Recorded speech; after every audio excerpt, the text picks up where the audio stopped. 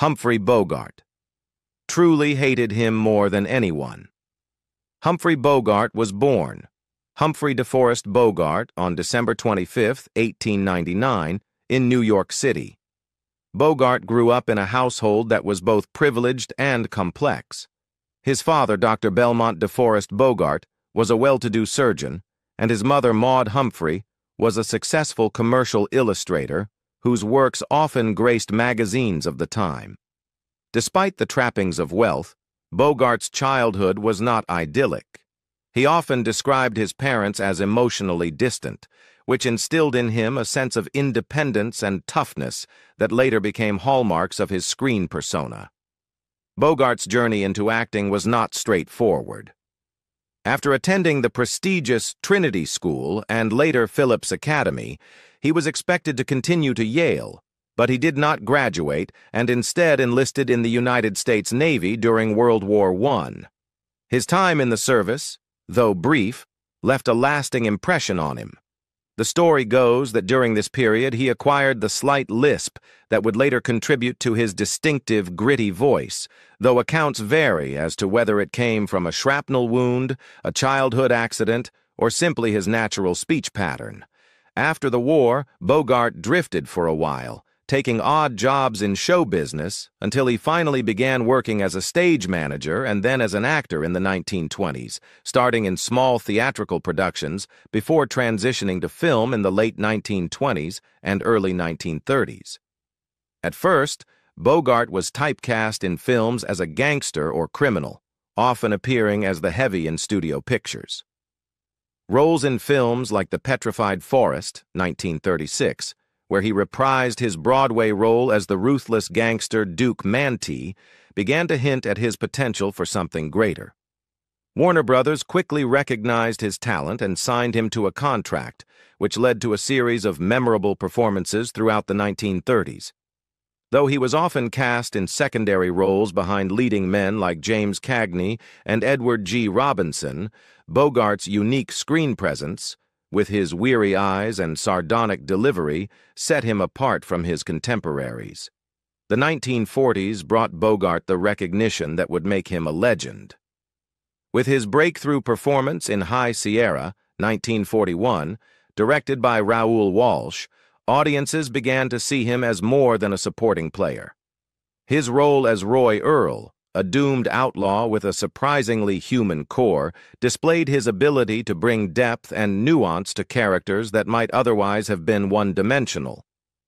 Later that same year, his collaboration with director John Huston in The Maltese Falcon cemented his reputation as a leading man. Playing Private Detective Sam Spade, Bogart helped set the standard for the hard-boiled detective archetype in film noir, creating a character who was simultaneously cynical, principled, and endlessly intriguing. Of course, no discussion of Bogart would be complete without mention of Casablanca, 1942, perhaps his most enduring legacy. As Rick Blaine, the world-weary nightclub owner torn between love and duty during World War II, Bogart delivered a performance that resonated with audiences on a global scale. His chemistry with Ingrid Bergman, his memorable lines, and his stoic yet vulnerable demeanor turned Casablanca into one of the greatest films of all time and made Bogart an international star. For many, Rick Blaine is not just a character but the embodiment of Bogart himself, tough on the outside, tender at the core, and always guided by a sense of integrity. Bogart continued to dominate the screen throughout the 1940s and 1950s, appearing in classics such as To Have and Have Not, 1944, where he met and fell in love with the then 19-year-old Lauren Bacall. Their romance, both on-screen and off, became one of Hollywood's most celebrated love stories. Married in 1945, Bogart and Bacall starred together in several films, including The Big Sleep, 1946, Dark Passage, 1947, and Key Largo, 1948. Their partnership was marked by sparkling chemistry, witty repartee, and a deep mutual respect, capturing the hearts of audiences who admired them as much for their off-screen devotion as for their on-screen magic. Bogart's career was further distinguished by his refusal to be typecast.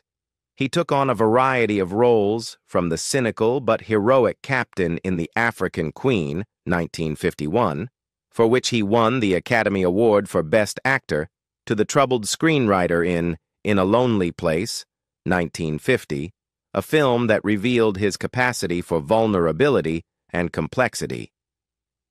These performances demonstrated that Bogart was not merely a tough guy, but a truly versatile actor who could embody a wide range of emotions and human experiences.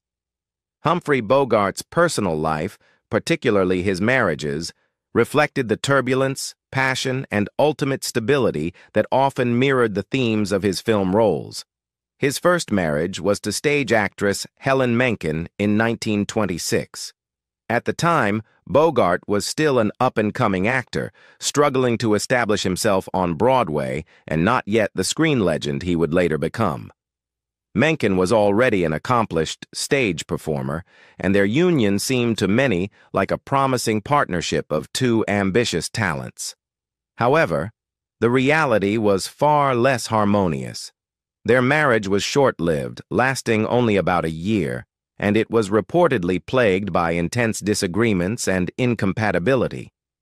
They divorced in 1927, and while little detail survives about the depth of their conflicts, most historians believe that the combination of Bogart's restless career drive and Menken's own ambitions created an environment in which love could not survive.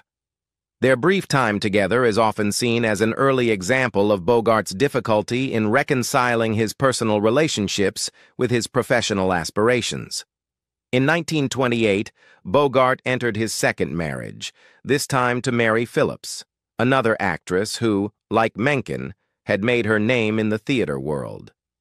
Phillips was known for her sharp wit and independence, and her relationship with Bogart lasted considerably longer, spanning nearly a decade.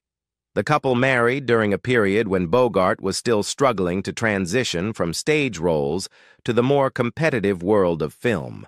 Their life together was filled with the social whirl of theatrical circles in New York, and for a time, it appeared that their relationship provided Bogart with a sense of stability and companionship. However, as Bogart's career began to accelerate in Hollywood during the mid-1930s, their marriage faced new strains. Phillips, unlike Bogart, did not desire to uproot her life for the film industry, and she preferred to remain in New York rather than follow him to Los Angeles. This divergence in ambitions and geography ultimately led to their separation and eventual divorce in 1937. Although the split was relatively amicable compared to some of Bogart's later marital troubles, it underscored the persistent theme in his life of career advancement, taking precedence over personal happiness. Bogart's third marriage, to Mayo Methot in 1938, was by far the most infamous and volatile of his unions. Methot, also an actress, was talented but increasingly troubled by personal demons, particularly jealousy and alcoholism. Their marriage was marked by intense passion, but also by frequent fiery arguments that often escalated into public scenes. Methot earned the nickname Sluggy for her fiery temper, and the couple became notorious in Hollywood as the Battling Bogarts. Friends and colleagues would often speak of the shouting matches and physical altercations that punctuated their life together. While Bogart himself was not immune to heavy drinking and could be combative, it was Methot's instability that made the marriage untenable. Despite the turmoil, Bogart stayed with her for 7 tumultuous years, perhaps out of a sense of loyalty, habit, or the kind of fatalistic endurance he often portrayed in his films. However, as his career skyrocketed with major roles in the early 1940s, the contrast between his professional success and his chaotic home life grew starker. Their marriage finally ended in divorce in 1945, by which time Bogart had already begun a new chapter in his personal life that would define him more positively. That new chapter began with Lauren Bacall, whom Bogart married later in 1945. Unlike his earlier marriages, which had ended in disappointment or disaster, his union with Bacall became one of Hollywood's most celebrated love stories. Bacall, nearly 25 years his junior, had met Bogart on the set of To Have and Have Not, 1944, her first film. The chemistry between them was instant and electric, both on screen and off. While some initially dismissed the relationship as a fleeting infatuation, it soon became clear that their bond was deep, genuine, and enduring. Bacall's youth, sophistication, and grounded personality seemed to balance Bogart's world-weary cynicism and intensity. Together, they became an iconic Hollywood couple, admired not only for their films, but for the authenticity of their relationship in an industry often filled with superficial unions. They went on to co-star in several films, including The Big Sleep, 1946, Dark Passage, 1947, and Key Largo, 1948, solidifying their status as one of cinema's most legendary pairs. Beyond the screen, they built a family together, welcoming 2 children, Stephen and Leslie. Their marriage lasted until Bogart's death in 1957, and Bacall remained devoted to his memory throughout her life, often describing him as the great love of her life. Humphrey Bogart was known throughout Hollywood as a man who spoke his mind without hesitation, and while he respected many of his fellow actors, he also had no problem making it clear when he disliked someone. Among all of his contemporaries, there was one individual who seemed to draw out his sharpest criticism and most biting remarks: Spencer Tracy. Though Tracy was widely praised as one of the finest actors of his generation, Bogart harbored a deep dislike for him, and he did not shy away from telling others how he felt. When asked about Tracy, Bogart once bluntly said, "I can't stand the guy. He's arrogant, and he thinks the world revolves around him." Those words reflected not only professional rivalry, but also a genuine personal distaste. The tension between the two men stemmed from both personality and style. Tracy had a reputation in Hollywood for being moody, demanding, and often difficult to work with. Bogart, who prided himself on professionalism, despised what he considered Tracy's sense of superiority. "Tracy walks onto a set like he's doing everyone a favor just by showing up," Bogart reportedly remarked. For Bogart, acting was about hard work, discipline, and grit, and he resented the idea that Tracy seemed to carry himself as if he were above everyone else. Bogart's disdain was magnified by the way Tracy was constantly celebrated by critics and the studio system, which Bogart felt overlooked the raw, unglamorous style that he himself brought to the screen. Part of the animosity also grew out of Tracy's reputation as a heavy drinker and a man prone to volatile outbursts. Bogart, who had his own struggles with alcohol, recognized those flaws, but did not see them as endearing. Instead, he was openly critical of Tracy's behavior, saying, "He's not some tortured genius. He's just a drunk who gets away with it because the studios need him." In Bogart's eyes, Tracy's flaws were excused and even romanticized, while others in Hollywood would have been punished or cast aside for the same conduct. This hypocrisy angered Bogart, who believed that Tracy's status gave him privileges he did not deserve. On a deeper level, Bogart also disliked Tracy's approach to acting. Tracy was known for a naturalistic style, often praised for his ability to make acting seem effortless. Yet Bogart was skeptical of this image. "They call it natural," he scoffed once. "I call it lazy. He plays the same part in every picture, and people act like it's genius." To Bogart, who fought hard to carve out a career through years of bit parts and struggles in the studio system, Tracy's lofty reputation seemed unearned. Bogart valued transformation, intensity, and authenticity, while he accused Tracy of coasting on charm and reputation. The personal dislike went beyond professional grievances. Hollywood was a tight social circle, and Bogart often found himself in gatherings where Tracy was present. Their interactions were tense, with Bogart making little effort to hide his contempt. He was known to mutter under his breath when Tracy entered a room, and more than once he told friends, "If Spencer Tracy's around, you can count me out." He avoided parties or dinners if he knew Tracy would be there, preferring instead to spend time with people he trusted and admired. This avoidance only deepened the rift between them, as it became clear to everyone in Hollywood that the two men could not stand each other. What made Bogart's hatred of Tracy stand out was the contrast with how he treated other actors. Bogart was not an easy man, and he could be cutting in his remarks, but he also had deep friendships with colleagues like John Huston and Lauren Bacall, and he respected actors such as Edward G. Robinson and James Cagney.